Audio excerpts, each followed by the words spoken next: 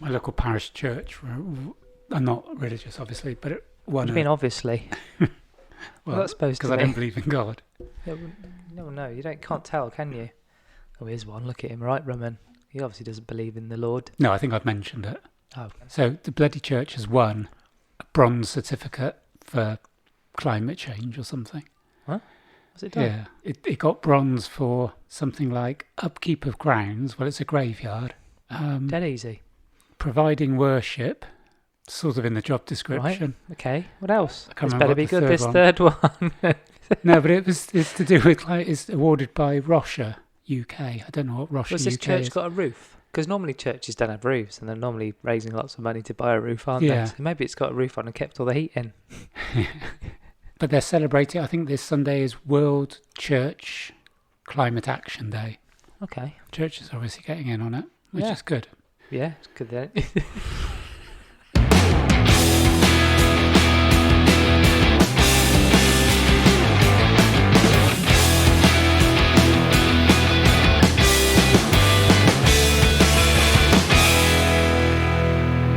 Hello and welcome to episode 83 of I'm Fine, a chat between myself, Damo, and someone who'd easily taken Olympic gold if screenshotting was added to the Olympic roster.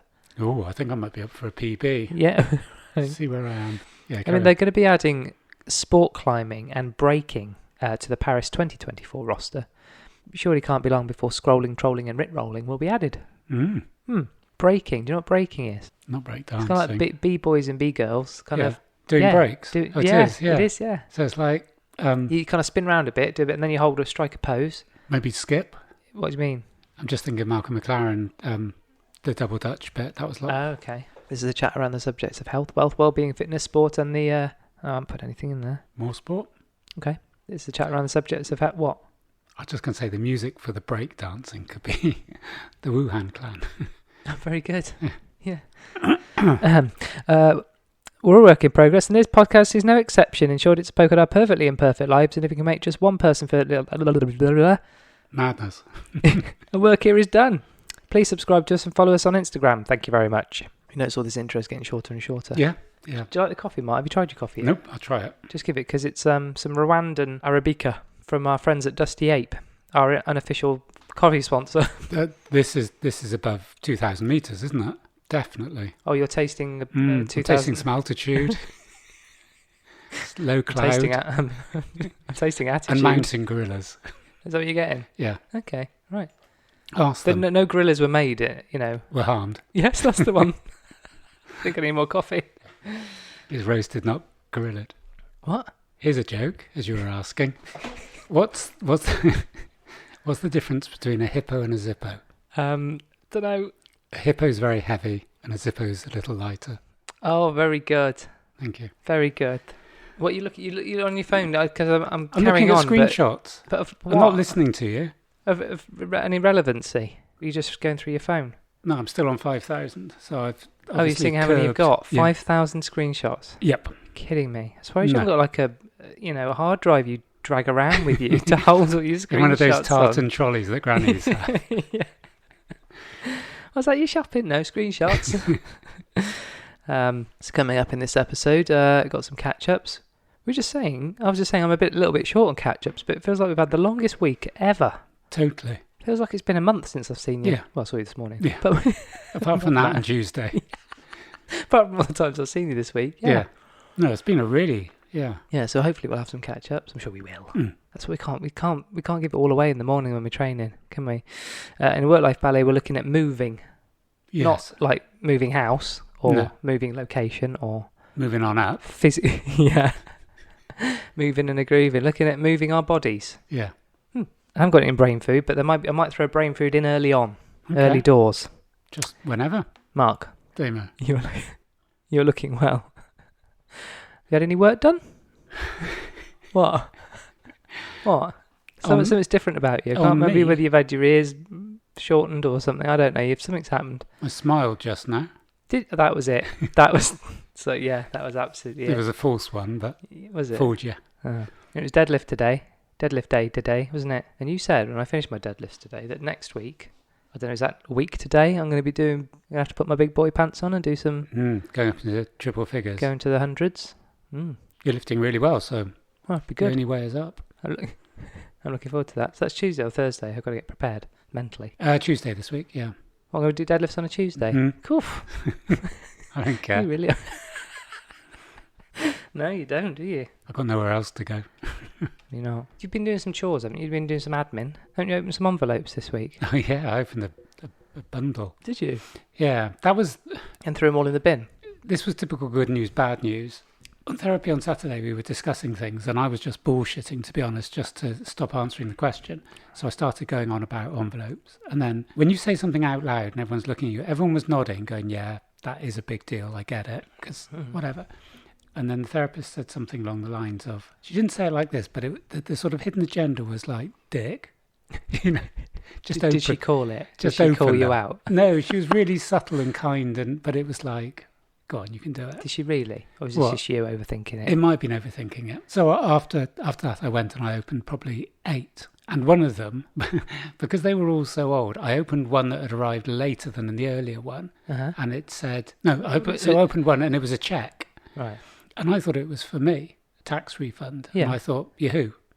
Now, I think you mentioned this the other week because I was going to bring it up on the pod saying Yeah. that you were convinced that you never get good news in brown envelopes. Exactly. And you got a check. Yes, and we didn't take it any further. So a cheque, £1,781.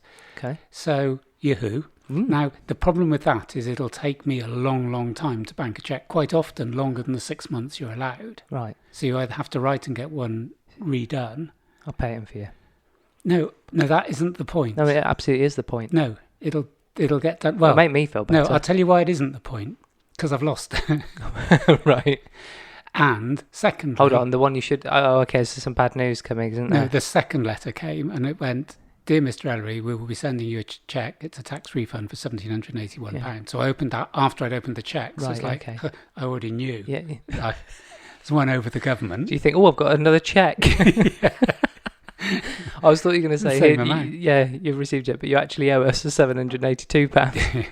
So I then read that one. And then, because I read that one properly, it's for my dad. Right. Rest in peace. In his name? What? In his name. It can't, really? Yeah. Right. They know he's dead, but That's it's a just tax payment. Right. So I've got two choices. One is, so the choice was I've now got to pay it into his account, Right. or I just take out the middle initial, Tipex that out, put my middle initial in and see if I get Tipex. away with it. Is Tipex still going? Yeah, I'd have thought so. Okay. But anyway, I've lost the cheque, so Well done, Mark. problem solved. So Problem solved. Yeah. So yeah, every cloud. yeah, so I don't even have to worry about paying it in or being late. Right, excellent. So that just shows that opening envelopes cures your problems. Yeah. You mean not opening them? You wouldn't have had any of that bother if you just left them. No, but by opening them, I've resolved the problem by losing the cheque. There's also one from the National Trust, and my dad's got a lifetime membership, and I'm guessing the terms and conditions mean that's not transferable. Yeah, it might have come to an end. You mean, Yeah, is that what you it's a mean? bit like iTunes downloads. It's like, Yeah. sorry, your lifetime membership ends when you die. Yeah, they've taken all his iTunes downloads back, haven't Yeah. they? Spencer Davis trio. Why did I say that? I've no idea. You okay? Good. You'll be pleased to know, Mark, that your favourite, two of your favourite three, Jeff Bezos and Sir Richard Branson, will unfortunately not be classed as astronauts, according to the US. In a move that pours cold water on the dreams of a few billionaire space explorers, the US has tightened its definition on the word astronaut. Mm-hmm. It's probably because these dickheads are mucking about, Yeah. isn't it? So new Federal Aviation Administration rules say astronaut hopefuls must be part of a flight crew and make contributions to spaceflight safety. Mm-hmm. That means Jeff Bezos and Richard Branson may not yet be astronauts in the eyes of the US government. And I'm sure they're absolutely gutted, aren't they? It's not to do on how far they went then. No. Because Bezos went a bit further, didn't they? Yeah, they kind of go into space. Yeah, it is space, isn't it? I guess Or is it Apollo... the bit before space? Oh, no, don't start, because it's What? like... Yeah. What, don't start what? I keep wanting Sorry, to this say is what them- we do on a Thursday night. Yeah, stop talking. I keep thinking there's a line, isn't there? You'll I can know just what it's stop and you can called. carry on if you like. I mean, No. it could be the warm-up for your solo pod. That would never get posted, would it? It'd be 4.5 hours and no one would ever hear it. There's a line beginning with K in space. A line. You have to go through it when you, inverted commas, go to the moon. I keep wanting to say the Maginot Line, Well, it's not got a K in it. No, and it obviously isn't the Maginot Line, but I don't know what the Maginot Line The Kármán Line. Yeah. A space beginning 100 kilometres, 54 nautical miles above Earth's mean sea level. Yeah. Is that what you mean? But I think it was just, I read somewhere, it was just done because it was 100 kilometres above. Mm-hmm. There isn't a line there. It's just a notional Well, yeah, thing. I didn't think there was, Yeah. please stop for snacks. Branson You know goes what I mean? through. A service Got station. broken that line again. Someone's going to have to mend that. Yeah. There's a few spheres though. There's troposphere, 6 to 20 kilometres. Stratosphere, I think we've all heard of that one. 50 kilometres, where weather balloons go. The mesosphere, 85 kilometres. Japanese fast food goes. Meteors kind of mess around in that bit. Yeah. And then we've got the thermosphere, which is what? Which is flasks. Which then which no, is, that's really funny. Which is that deserves more. No, thermosphere, a thermos. Yeah, I understood it, Mark. Yeah, thermos flask. Yeah. Any more explanation? A really bad joke, right? But the bottom of the kind of thermosphere is the start is the 100k, which is the Kármán Line. That goes up to 690k, and that's normally where your around 400 kilometres is where your ISS, your International Space Station, is hovering. Of course it is. Then after that is your exosphere. Come on, any jokes around that? It's no longer a sphere.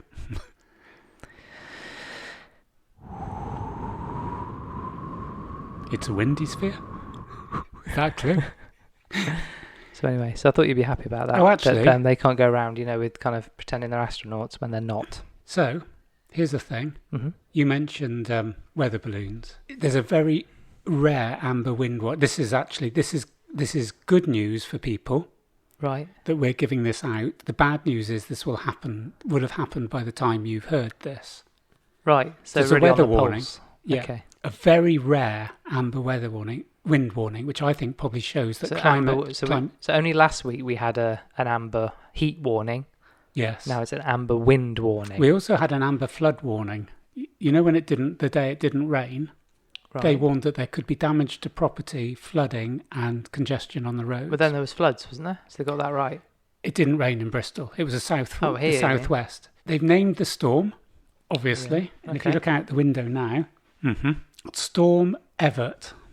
Everett, okay. As in Chrissy, I guess. That's Everett, isn't it? Who's Chrissy Everett? Horse riding? Coconut shy. Chris Everett. Yeah. Tennis player. Yeah. Yeah. So there's potential. Yeah, she also won the coconut shy when she was 6. Yeah. So it's here. Okay. Damaging severe gales. Actually, it might be worth emailing the army captain. There's more wind coming out of a gnat's sneeze outside now. It's not quite here. Anyway, so it's going to be like a stormy November night. Okay. Right. So there's a warning. I'm not going to doubt there's a warning.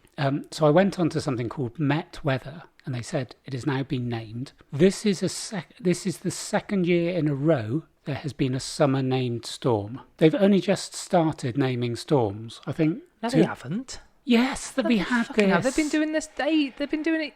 Oh, we've had this before. People are going to write in and complain. Well, good. Get off their asses. Well, that's for later, isn't it? Yes, it is for later. No, they haven't been naming them for ages. Right. Is that have we covered this? We've covered this, and I was right. Have we literally just hit the point where we've gone around in full circle? There's nothing else to talk about. No, we've literally done it. It took 83 episodes to start repeating ourselves. I've got a little bit of news on Apollo 11 that I want to share, but apart from that, our work here is done. Yeah. They haven't been naming it, but it's the second year in a row. So this year and last year, there was a named storm in July. How are you feeling? Well, how does that make you feel, Mark? Because you're looking very uncomfortable. What does that mean? But it's just perpetrating this whole thing about strange weather events. It's been a bit windy last July and this July for one night. Do you know, Mark, this could be a perfect opportunity, not that you know about this, because my next point was something I wrote in here, something that's been bothering me. Okay. And we kind of discussed. I got this. What? I got this boil on my bottom. Can you have a look at it for me? I haven't. Don't worry. No. I wrote something down. I think we talked about it. I think this morning, but it's been in my kind of notes. But this might be the thing that might become a bit of a brain food thing. Okay. So I've put and this is relevant to what you were just talking about. We give bullies, racists and homophobes attention like we don't have anything positive to talk about.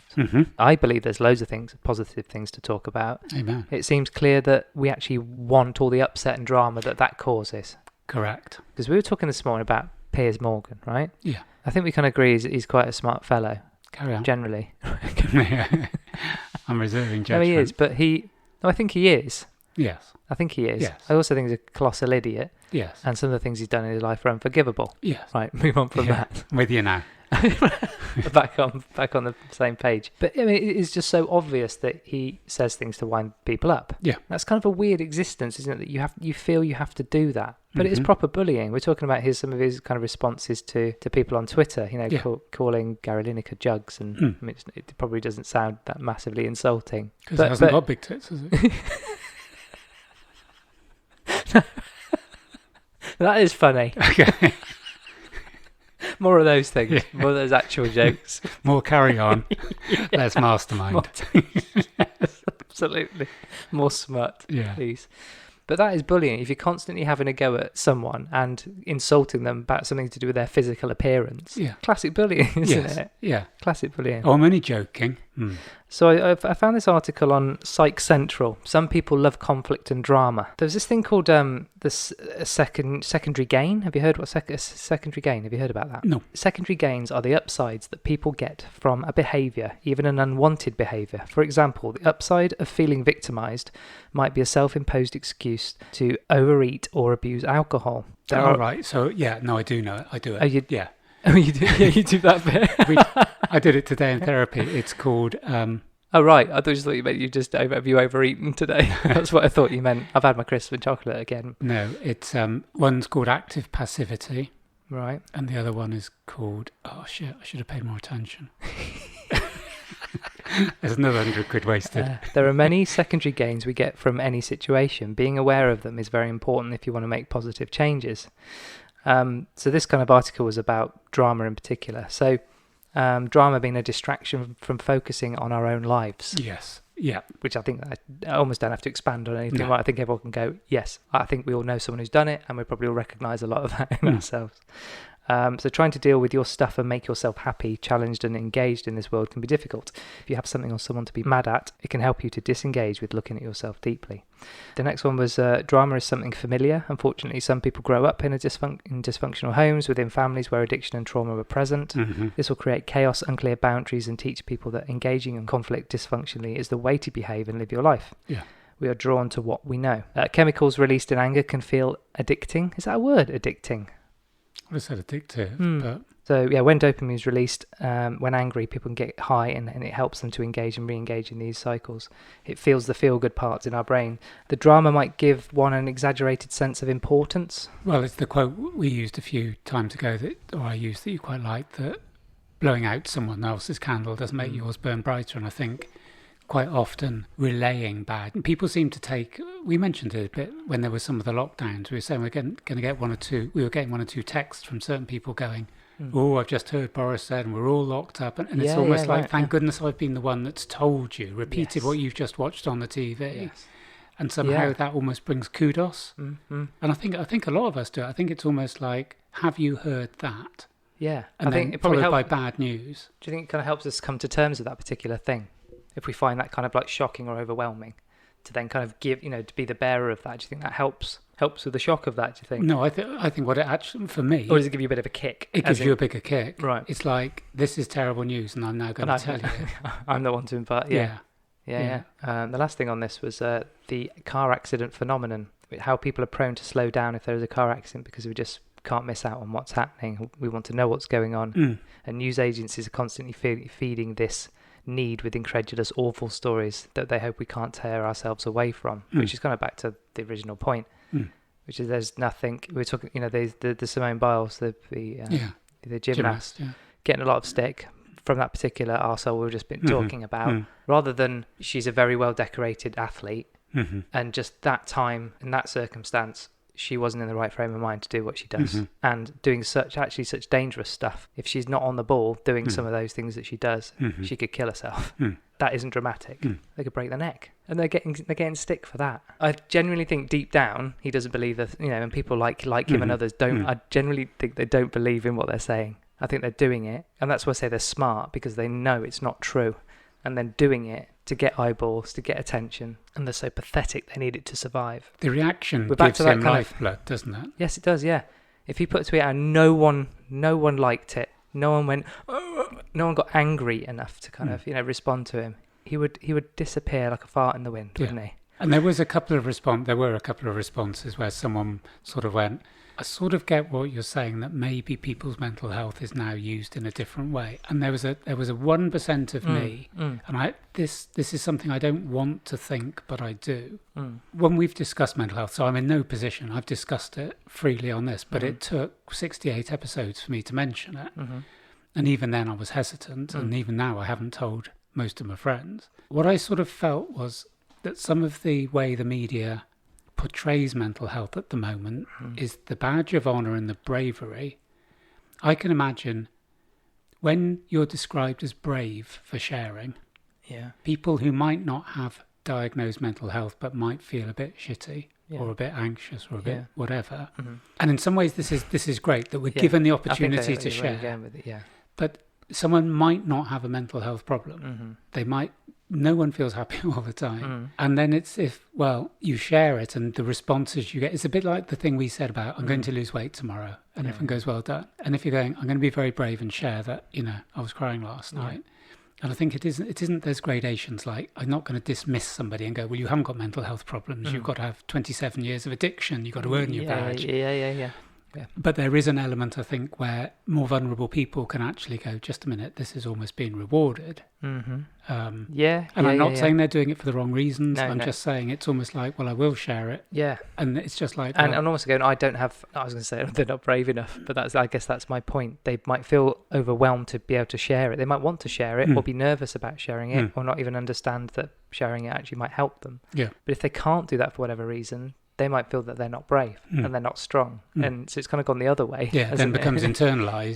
Yeah. Too much focus on that kind of, doesn't help the people who are on the flip side of that coin. And I think the last thing I was going to say on that, I was just thinking, is that I now make references to my therapy and stuff like that. And part of that gives some element of, I was going to use normality, but I don't like that word, but some sort of almost acceptability. You shouldn't be hiding the fact that you have therapy, in my view. I don't want to hide that in the same way that when I go in and have heart surgery, I don't not dare mention the cardiologist. That they should be in the same ballpark. But I think there is an element that when I mention it, and if I do it sort of like jokingly, which I often do, doesn't mean that an hour later I'm not crying my eyes out and going through. I've been going through a lot of PPT in the last few days, and I don't know. It's like I don't want people to almost have a romanticized view of mental health, that you can just share a bit, get some sympathy, and then you're okay. I think what I'm saying is I don't want it to be minimized, diluted so much that it just becomes, I don't know what the word is I'm trying to use, but I want it to have some sort of gravitas that people don't just dismiss it because everyone's saying it. Right. I've just got one thing, and I know it isn't like me to just come up with this. No. You might have words with me for this one. What, stern words? Yeah. Or words of encouragement? No, you might go, Mark, really. This was one. Keep baby safe with Lulla Baby car hammock. And it's a car hammock that you put across your car. I was going to say, I thought that was new, but this is from the 60s. So it just goes from one side of the car to the other. It's comfy, the baby in that, isn't it? Yeah. If it's any hard top car, that made me laugh. Put it in a convertible. Where's the baby? No, why you're going to tell me off. Number one, I can't find it. I don't do things like that.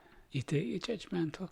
I'm joking. They reckon part of Apollo 11 is still orbiting around the world, around the Earth. Which part? I don't know. They just discovered that there might be a bit. Golf club or something. Yeah, Michael Collins. Yeah, well, it's a non-story, but okay. Thank you. There's a bit of a spaceship flying around. There might be a bit of a spaceship flying around space. Why even mention it? Why do I mention it? But why did Yeah, why did you just? Why do they mention it? Who's they? It's just to try and keep it active and relevant, isn't it? NASA. Keeping them relevant. The fiction. Oh, look, we must have gone to the moon because there's still a bit floating around. Right, do you think that's got anything to do with they've, downgraded Bezos and Branson then? Yeah, because if they go another 3 or 4 miles, they'll find out where all the others are. Yeah. On the fourth moon. I don't think it was Area 51. I reckon they had a fourth moon. You mean there's another moon? Yeah, 80 miles up, where all the filming takes place. Or just below the Kármán Line. Yeah. Right? And no one's thought to look there because everyone's too focused on getting past this line. Is that the space station? No, it's the pretend moon. Right. Okay. You in space. You put a thing on Instagram about space this week. I'm thinking, that's very unlike you. I definitely dismissed that this morning, didn't I? I don't even know what I did. It was a grainy shot of space with a tiny little dot which like a pixel. Oh, right? I thought it was one of the best posts I'd done. And there's some waffle underneath about how tiny we all are in the grand expanse of space. And I'm thinking, okay, yeah, I get that, right? Look at you get upset. But it's like, what? You don't even believe in space. Just a minute. I show you a picture that was taken from 4 billion miles. Yeah, when you believed it to start with. You haven't even questioned the fact that it's 4 billion miles away. I did question that. I don't believe it. Can't be a photo from 4 billion miles. There's nothing that can take a photo from 4 billion miles anyway. And you put that up and endorsed it as something you believe in. Because I have got an open mind about space travel, so I put it up. Clearly, yeah. And then I'm getting criticism and funny looks from a guy who goes, paint your house white to keep cool. I was just passing that on, merely the messenger. Yeah. Hermes. He was the messenger, wasn't he? How's that where the name come from? Mm-hmm. That's clever. Mm. Right, get on to moving.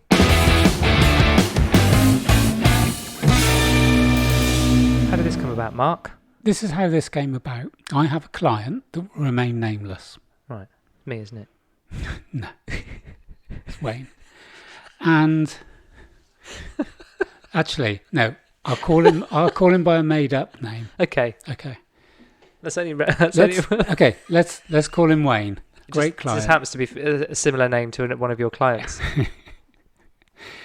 Wayne trains with me 3 times a week. Yeah.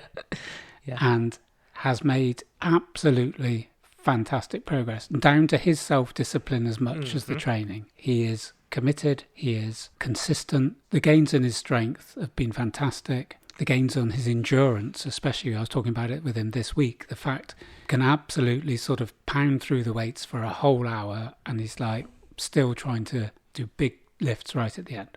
So fantastic progress. He's really happy about it. Change in body shape, everything's great. Good. Wayne is not losing weight. And that was one of the things that was on Wayne's list of objectives. Right. And when we've had the discussion, basically at the end of the day, I said, well, you can have what you've got. Strength, endurance, looking good, bigger arms, better muscularity. He's taken, I think, 9 years off his metabolic age. So all the markers are excellent. Yeah. Or you could have lost a stone. And although he'll go for, I'll go for all that, there's that little look in the eye which goes, but I want to lose a stone. Yeah. I'm working really hard. I deserve to lose it.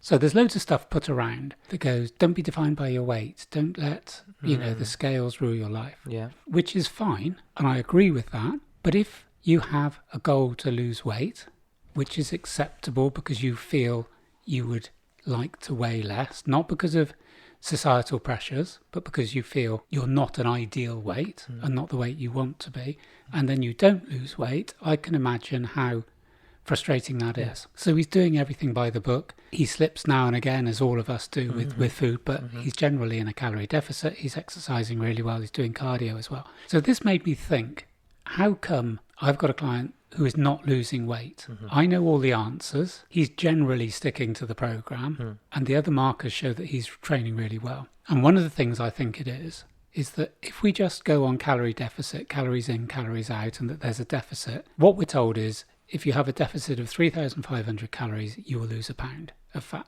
Now, number of people who are on diets will go, my graph goes up and down, then I have a plateau, and then I put a bit on a bit. There's never a straight line. Someone doesn't go, right, I'm going to be in deficit of 3,500. I will lose a pound. Yeah. You don't. There's someone called Jordan Syatt who I wrote to today, actually, yesterday, and he replied to me, which was lovely. Oh, bro.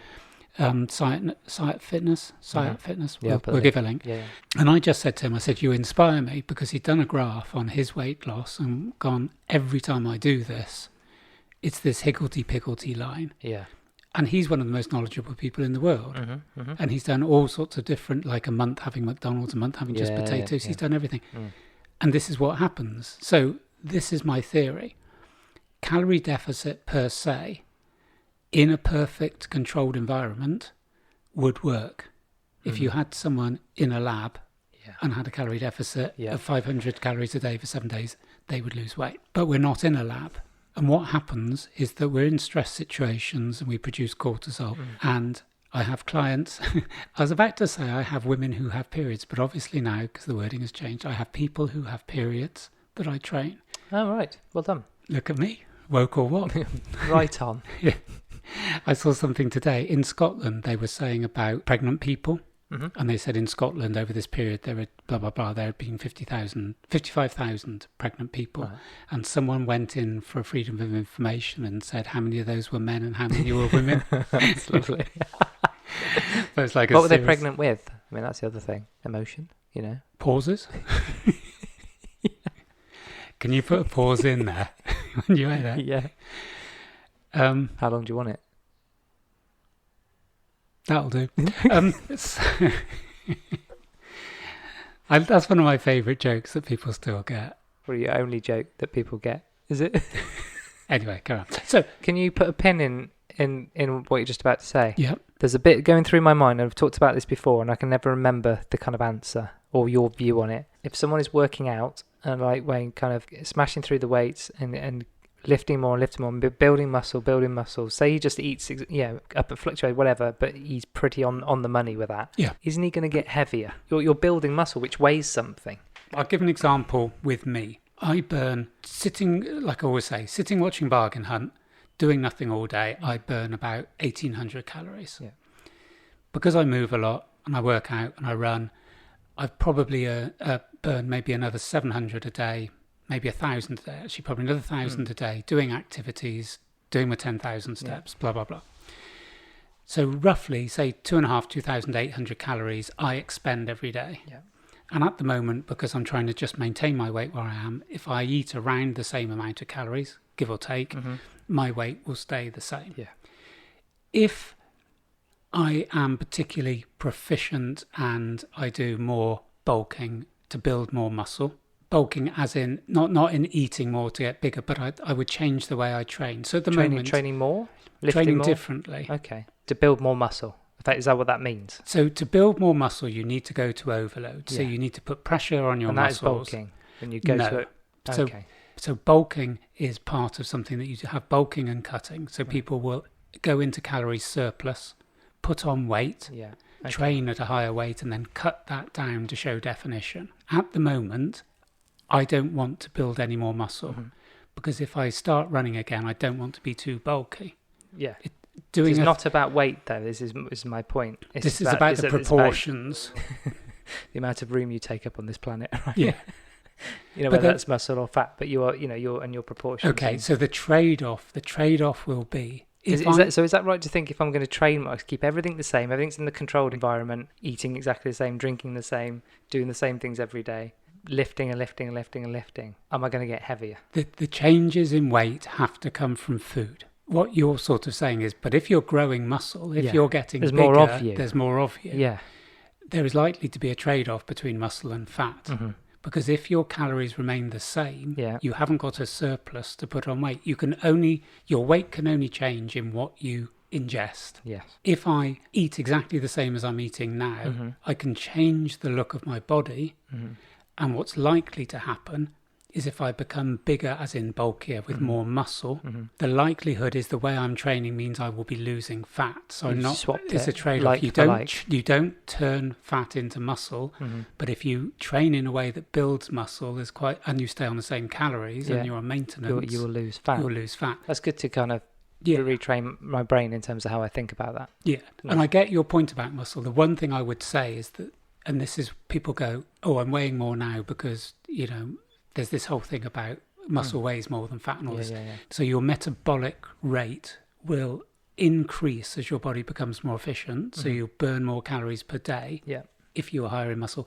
But it's tens or a couple of hundred. It isn't like suddenly you can eat another 1,000 calories because you're muscular. So the way to look at it is that your diet defines you in a way. It doesn't define your proportions, but it defines your body. What you put into your body defines its weight. What you do in your training defines how that body looks. Yeah, so you can be 11 stone. Good way of putting it, yeah. So there's a prime example is Amelia. Amelia's put on 2 stone and she's ripped as anything. Yeah. So she's got more, but that has come because she's been eating to be in line with her training. Yeah. If she just ate what she's eating now and didn't move, so you'd look at it and go, you don't look any different because she's working the same muscle groups all the time. Yeah. You have to get the calipers, is it? Yeah. And measured her, you probably, you know what I mean? You see the difference. But yeah. proportionally, Everything's looks exactly just the same. expanded. Yeah. Yeah. Although she would go, well, my legs have gone down because I'm doing more upper body. So that's the bit around body shaping. You can decide which bit changes. Cool. Thanks for that. Going back to my anonymous client. So we think we probably will take his name out. So I'm puzzled. So there's 2 things happening. Either he's just eating 10 donuts a night and he isn't keeping to the program. Yeah. Or his life doesn't fit into the calorie deficit. Yeah. And then I looked at other clients, and I had a client who said to me last week, I've been out, I got into a pair of trousers that I haven't worn for 4 years. This person hasn't lost half a stone or a stone and is completely different. Yeah. Their body shape is changing through their training, their composition of their body, but they're not on particular calorie deficit, so they haven't lost weight, but they have changed. But going back to the other client, I'm thinking this is the sort of thing that's annoying me. I should, as a PT that's done, I've had clients that I've lost over 40 pounds over a period of time, and why can't I do it with this client? And what I've come to the conclusion is that there's 2 things. One is people's lifestyle, I think, produces stress hormones, especially with women with periods. Going back to that, there is a much more understanding now of the changes in the body in terms of both the levels of things like testosterone and estrogen within the body during different times of the period. So I know a lot of female powerlifters would choose to go in a competition at a certain time of their period. They are physically stronger at certain times and not as strong as others. So all these other factors, to me, have an influence. It isn't just don't eat this. And if it was, everyone who went to Slimming World would lose weight and then wouldn't need to go to Slimming World. Yeah. There wouldn't be all these diets around if people just stuck. Yeah. So it has to be more complicated. So this is where movement comes in. And for me, there's 2 elements to movement. And the discussion we had today, which was interesting, slightly surreal, but interesting, about ants not making chairs. And we're sat down now. Yeah. Why do we sit down? And this is the conversation we had. And just to praise it, and you can add in. This is where another anonymous client comes in, someone who has a sedentary job. You. Yeah. Oh, you're being subtle. Yeah.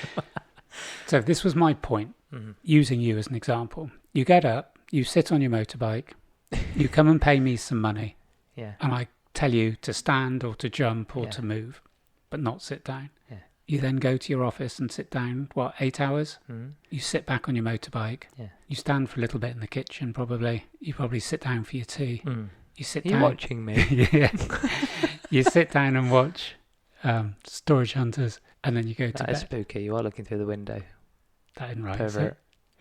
Well, it's kind of Salvage Hunters, but yeah. So using that as a typical day for an awful lot of people, that's an awful lot of sitting. And the discussion we had this morning is like, why do we sit? Yeah.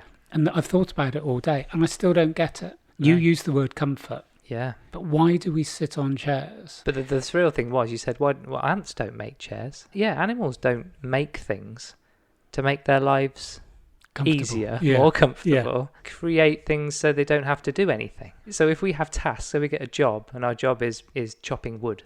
We used to chop wood with our bare hands. Okay, but make a tool to help us chop the wood, but it was physical work. And someone went, hold on a minute, this is hard. And they want more wood than I can chop. That's a slightly different thing, capitalism, isn't it? But we need to create something. That's the ability we have, isn't it? Yes. We have the brains and we have the opposable thumbs to kind of go and make machinery that can make our boring, jobs, physical jobs, easier, quicker, and less physical for us.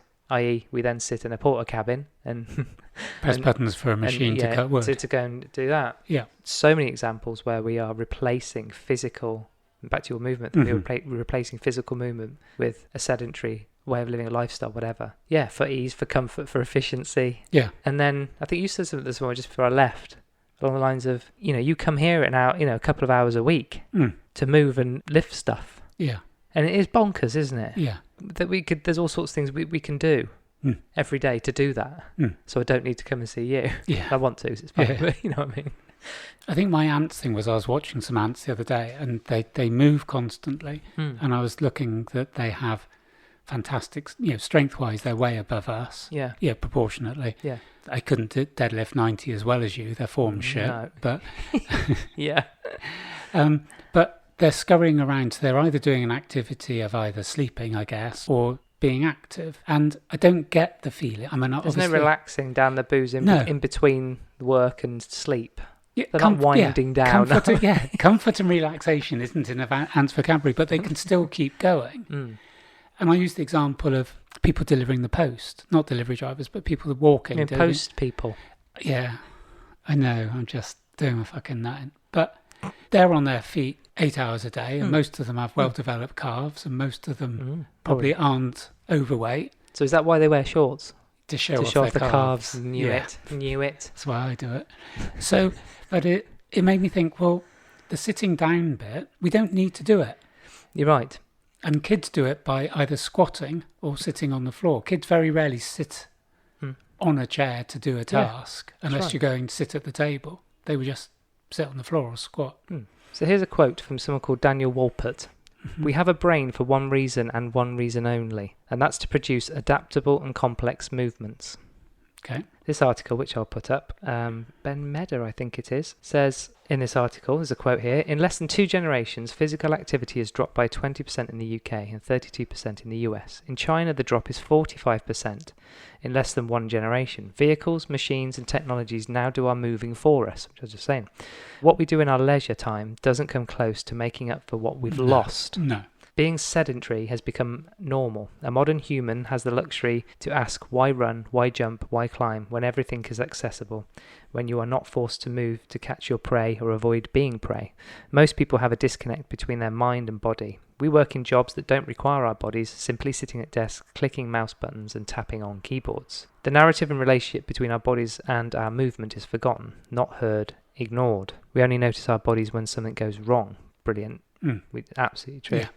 And we have, in effect, betrayed our bodies by ignoring and dishonouring them, by using them purely as locomotive devices to transport the head, which is brilliant, isn't it? There's loads of other stuff in the article. There's a couple more quotes I won't talk about because it's best to read, but this is from Ido Portal. I don't know if that's a person or no. The body will become better at whatever you do or don't do. You don't move, the body will make you better at not moving. If you move, your body will allow more movement. Okay, that's fantastic because it's the point I was then going to come on to, and that leads in so well. Going to the bit that you just said now, and I really like that excerpt, is it's exactly that. It's 100% that. If you keep doing so, it's the 10,000 hours, doesn't it?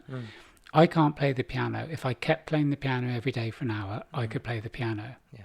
And that goes for nearly anything. And there's the story of the guy that wanted to become world-class table tennis player. And basically was putting in 6 or 7 hours a day just playing table tennis. He had a bit of natural skill, but he went up and up and up the rankings to try and put the 10,000 hours in. So this was my theory. I have several people that I'm training who recognise, I think, that the hour or the 2 hours with me is a notional nod to, because what is it, 168 hours in a week, so those couple of hours are a very small percentage.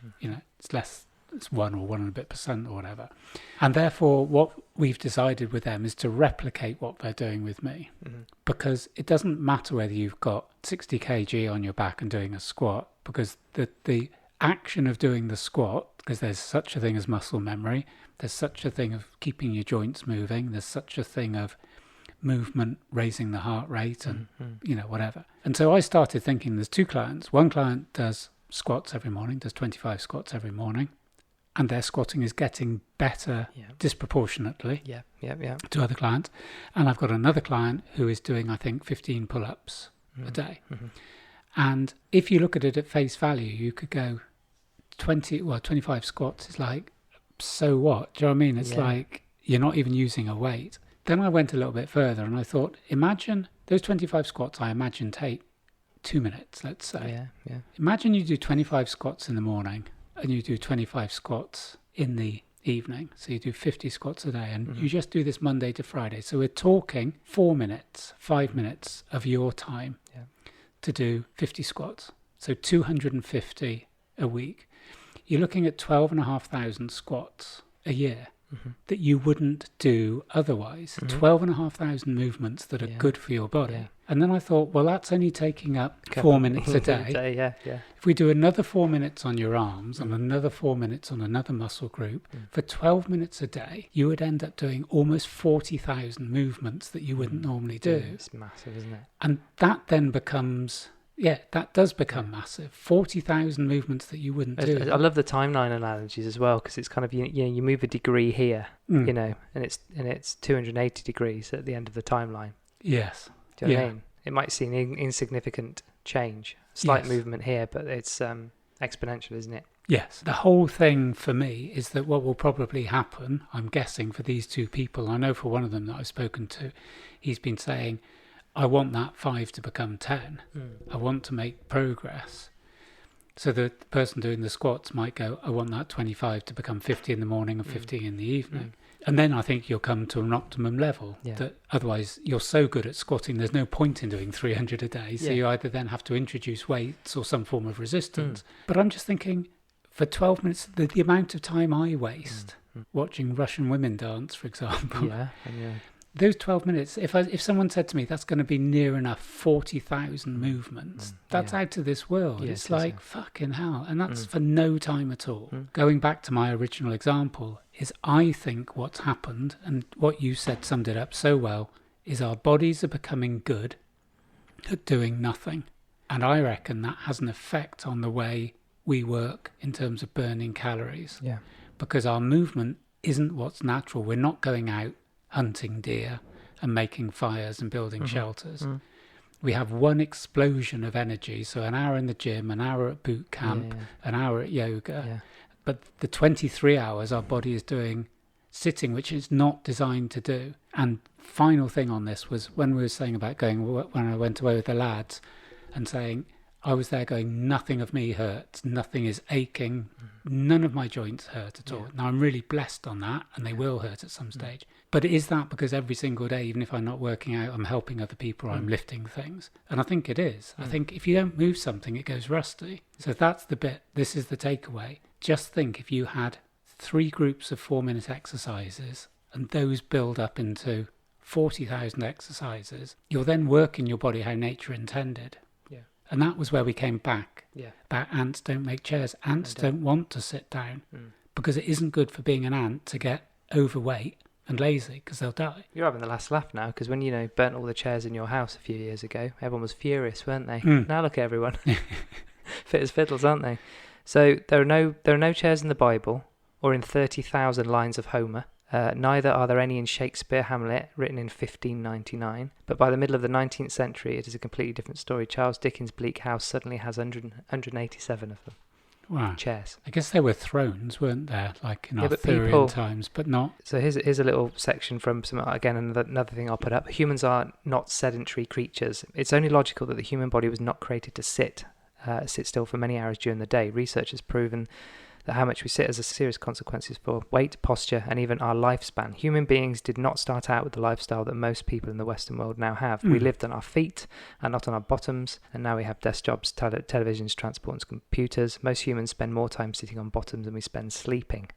Our bodies were not meant to sit that much. In fact, sitting for more than 6 hours a day make you 40% likely to die within 50 years than someone who sits for less than 3 hours a day, even if you exercise regularly. And we talked about atrophy, didn't we? I've got clients whose glutes haven't got a fucking clue. Yeah. They just don't work. They're the biggest muscle on their body, and it just isn't doing anything.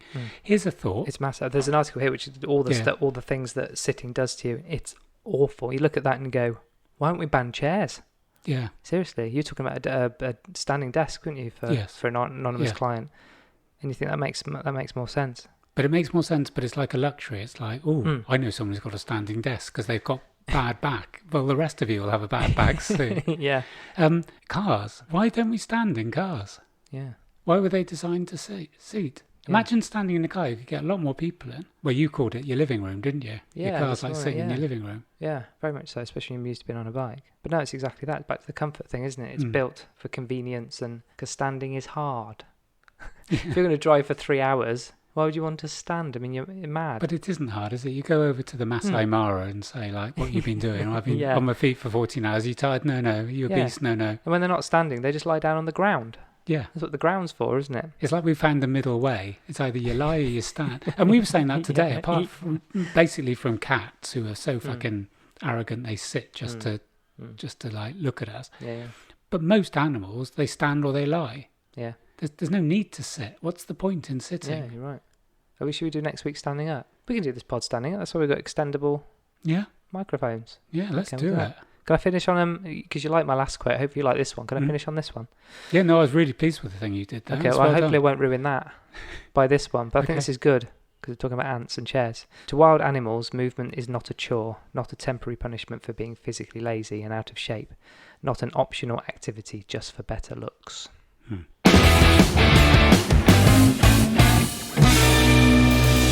Got to finish up, Mark. That was good. That kind of crescendoed, it felt. Yeah, it's like it was almost planned, joined It together. is planned, Mark. What about? No, it's going to hit home with me with that chat, actually. I mean, I'm sitting on my motorbike just about to leave you this morning. It's just to get kind to of a chair. yeah.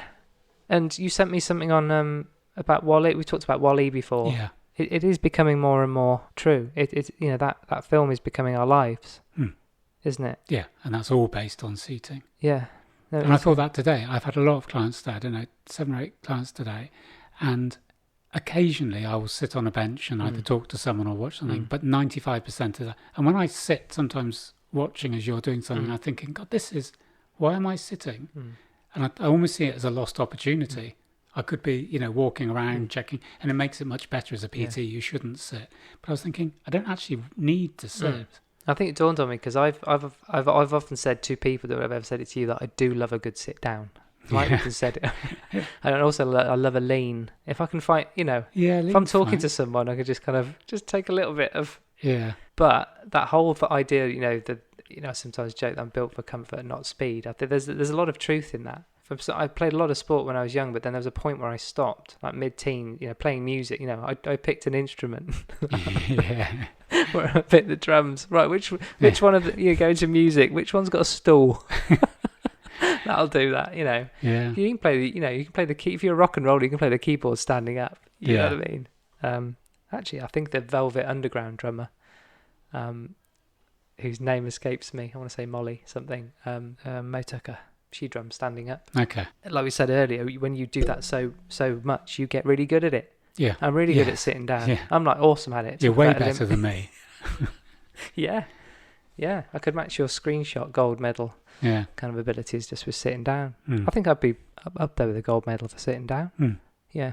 That isn't going to come in though, is it? Yes, 2028. Yeah. It's coming in. Right, no life hacks for you this week, I'm afraid. I'm giving you a bit of a break. How are our numbers doing? Is anyone listening? Hello? Anyone there? So, I think it's me. I think it's my vaccine stuff. Do you reckon you've upset people? Yep. Because you're not having the vaccine? Oh, did I say that? Yeah, numerous times. I'm going to go to New York, then I get $100. For what? Not having it? For having it. What? They're paying people $100 in New York. You wouldn't have the vaccine for £1,000? No. Would you? So, what are you on about? No, I'm just being flippant. No, I think it is. I think people... You think we've divided the, They don't think divided. We've probably halved our downloads, haven't we? Yeah. Maybe it is. I think it's literally it is. gone straight down the middle. Yeah. We've explained ourselves. We haven't been here today. going, we haven't done a Michael Gove and called everyone selfish. Oh, he's just been done for... Been a knob. Backhanders today. Oh, well, there you go. Not surprised. Yeah, one of his mates got 120,000 to do a poll on something. Yeah. No, I think it is. And I do feel a bit responsible because I think... So what are you going to do to put them back? Well, they've gone, You're going to go around and say sorry to all of them? They reckon they might catch it off. So if you're not listening, can you write in and tell us why? Yeah. And then Mark, give us your address. Mark will come round and... Well, why don't you just entitle this one, Mark changes his view on vaccines? Then that might bring it back. I honestly think that is because it is such correlation I'm not going between. to call it that. That could finish us off, couldn't it? Mark If sees it's not sense. if it's yeah. No, I do think it is, and I do feel a bit sad because I don't think I've ever been anti-vax. I think I've been pro-choice. I'm vax hesitant. That's a new one. And I also identify as being vaccinated for the sake of flying. Yeah. Well, I think a lot of people are vax hesitant. I think that's a really good, and we know someone, don't we, who's kind of gone, I'm going to give it, actually a few people I've been talking to go, I'm not against it, because we were talking, there's lots of stuff we talk about when we're training, and some of that kind of this week was, vaccines are amazing. Yes. None of us would be probably here if it wasn't for that, and the amazing advances. I've never turned one down. No. And I haven't for my children. And that's one of the things, and we haven't got time to talk about it now, but just because you brought up but about some people that I follow on Twitter who have declined the vaccine are sort of going, can you just explain to us why we're the big risk to everybody else? Can you just that was tell the us ghost why thing. that You said is? you're selfish because this is about protecting other people. So you're a selfish because you're not thinking about other people. I haven't taken one to protect you. We have had those conversations, and you go, I'm totally fine with it. And you're comfortable with it, and I'm comfortable. You know what I mean? But my argument would be, and this is going to lose us another half. Two adults making an informed decision. I believe that I have taken every positive step to keep myself as healthy as I can in life. Yeah. All the surgery I've had has been down to genetic factors. Mm-hmm. So I feel I have a strong natural immunity from the supplements and food I take. I feel the amount of strength work and everything else I do means I am a strong individual and less at risk than somebody who is 30 stone. But I wouldn't criticise someone who's 30 stone by going, actually, you're more of a risk around COVID than me. Yeah. Because what I could say is, you're more of a risk because your immunity is going to be lower, because your health is compromised. And I know people are going to go, well, it hits healthy people as well. I get that. Yes, it does, yeah. I think my views have lost listeners, because I think if somebody feels strongly that what I'm doing is wrong, and I'm They haven't written in and told you you're an arse or a selfish arse. But they don't write in and tell us when we're doing well either. That's true, very, very true. So yeah, I do think that's why it is. I feel a little bit sorry for that, because I think... we don't know. Who'd want to listen to a couple of people talking about who's not listening to them? Yeah. I mean, that's a reason to go, isn't it? We're just catastrophising. We're just enjoying bad news. Yeah, aren't we? We should do a feature on that. We've gone full circle. Right, should we go? Yeah. Right. Thanks for listening, everybody. Yeah, hanging in there. Oh, God, I haven't done my exit. Should I do my exit? Should I say bye to everyone? Exit's fine by me. Okay, we'll say bye-bye. Yeah. Bye-bye. Bye-bye, everyone.